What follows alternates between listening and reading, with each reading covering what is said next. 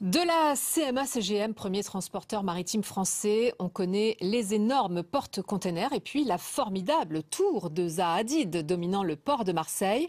La compagnie finance depuis 10 ans une fondation présidée par l'épouse du grand patron, Naïla Saadé.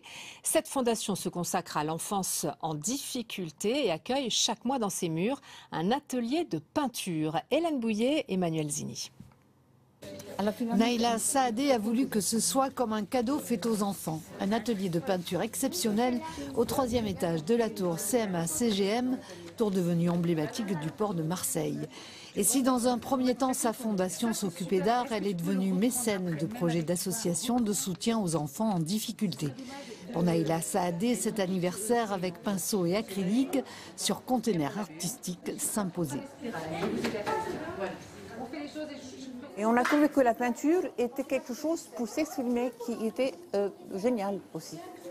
Pour eux, pour créer, pour faire sortir d'eux-mêmes ce qu'il y avait de difficile parfois et de joyeux aussi.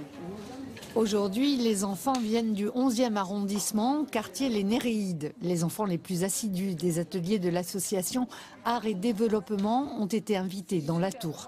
L'association intervient dans 15 quartiers de Marseille. L'association cherche des financements de mécènes qui représentent un tiers de leur budget.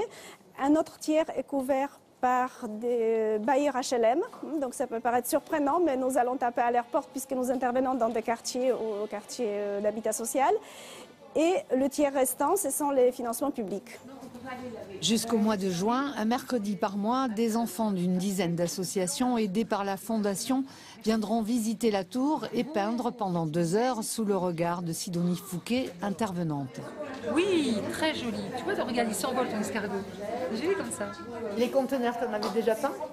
Jamais de toute ma vie, mais c'est super génial. Pourquoi? Parce que c'est gros, ça prend du temps, ça me régale au moins de faire rien à part regarder la télé. La Fondation a consacré l'année dernière autour de 80 000 € à différents projets. Cette année, 140 000 € seront répartis entre les associations de la région et du Liban.